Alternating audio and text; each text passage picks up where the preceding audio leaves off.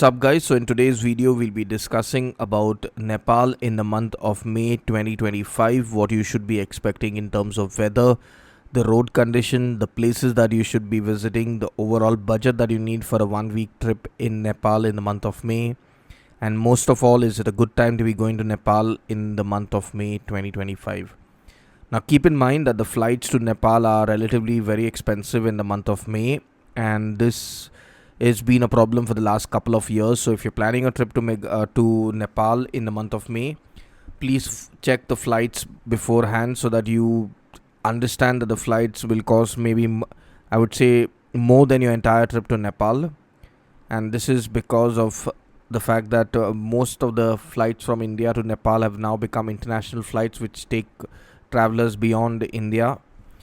So now moving on to the weather in the month of May. Now, when you're planning a trip to Nepal, you have to understand one thing, that the month of May is the start of monsoon, early monsoon, I would say, in Nepal. So it can and it will rain, and this rain will be pre-monsoon showers, which can last from anywhere between half an hour to it could go up for a few more, like say 3 to 4 hours. So depending entirely on where you're caught off guard. This rain can usually happens in the early morning, and I would say towards the later half of the afternoons into evenings. So now the temperature in Kathmandu in the daytime will range anywhere between, I would say, 20 degrees to 35 degrees, while the temperature in the nights will be much cooler, would be anywhere between 14 to 20 degrees. While in the in places like Pokhara, the temperature in the daytime will be anywhere between 18 to 24 degrees, while in the night will range anywhere between 8 degrees to 15 degrees. Now remember that even though Nepal is a Himalayan region, it's the plain and the plateau area of Kathmandu Valley where it gets usually very warm, and likewise in Lumbini. But in places like Chitwan and Pokhara and Namchi Bazar, it is very cold and pleasant.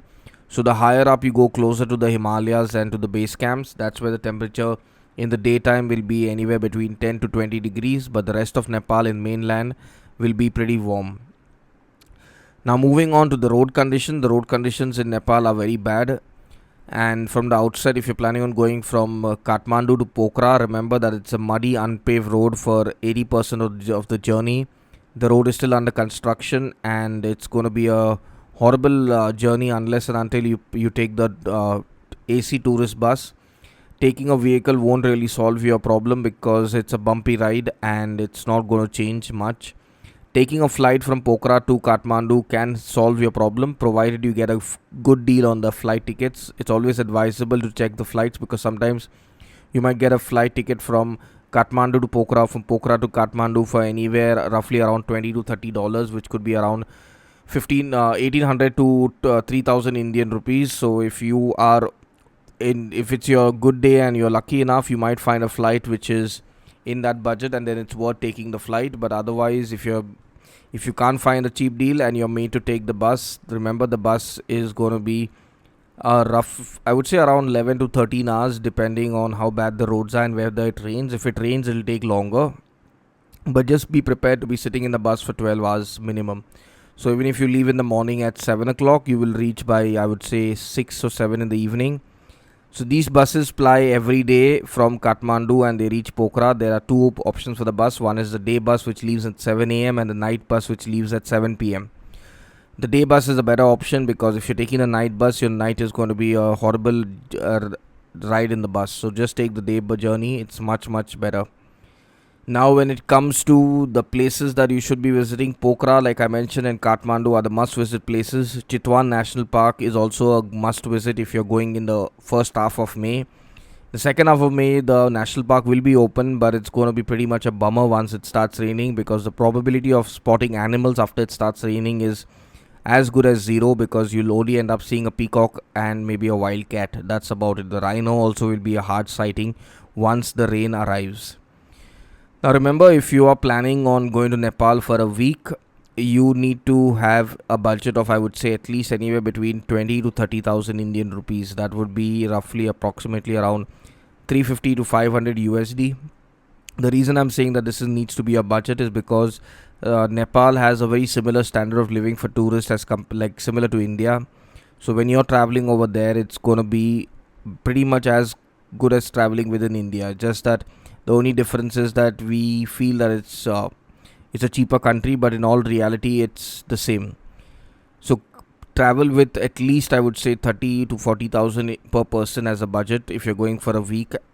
And the primary reason why you need to carry so much of money is because Indian debit cards and credit cards do not work in Nepal. So by default, you need to have cash in hand. And remember that only 100 rupee notes are accepted in Nepal. Indian currency 100 rupees. 500 are not accepted. 200 is accepted, but it's a pain to get them to accept it. So travel wisely, prepare how you're going to be carrying your cash accordingly, and then go. My personal recommendation is, if you can carry USD or euros and take it over there and exchange it, because that works out better, since it's easier to try to move around with that from India and then convert it over there. Just carrying $300 will solve your problem to a major extent, and plus you get a better conversion rate also.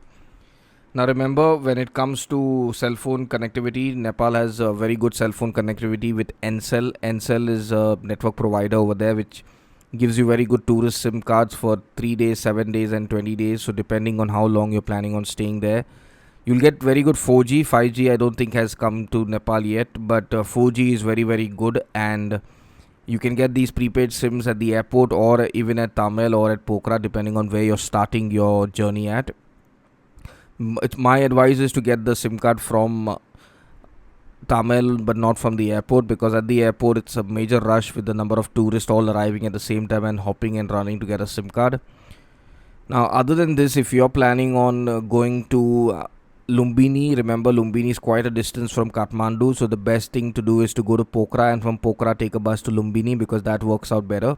So the ideal routing for Nepal in the month of May would be from Kathmandu go to Chitwan, from Chitwan go to Pokhara, from Pokhara go to Lumbini, and from Lumbini return back to Kathmandu, or from there you can exit straight to India, because Lumbini is very close to the Indian border, and from there it's very convenient for you to get a bus or a shared vehicle going towards India. Now, since the flight tickets are extremely costly, remember there are buses which go to Kathmandu from Delhi, and these buses are very good. There are AC Friendship buses which go. The cost of the ticket is around 3,000 Indian rupees and 4,500 Nepali.